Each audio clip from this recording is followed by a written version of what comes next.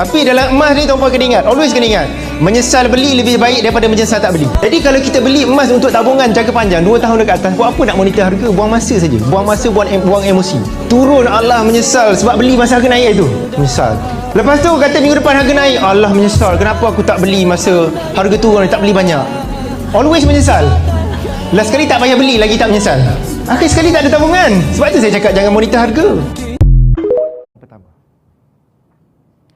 dealer public gold kami tak jual emas. Kami tak jual emas. Dealer-dealer public gold di bawah G100 dan 5G Associate kami tak jual emas. Yang jual emas adalah public gold. Kerja kami ialah memberi tuan-puan ilmu tentang emas. Dan bagaimana tuan-puan membina kekayaan bermula dengan tabungan emas yang pertama. Bukan emas yang menjadikan kita kaya, yang menjadikan kita kaya ialah ilmu kita tentang emas. Sejauh mana emas boleh menjadikan kita kaya, sejauh mana ilmu kita tentang emas. Bahkan emas tak bernilai tanpa ilmu. Saya dah 14 tahun tuan-puan dengan public gold. Dan saya dah educate masyarakat tentang emas ni dah lebih 14 tahun. Dan saya boleh tengok pattern. Emas bukan perkara yang baru. Emas ni sudah disimpan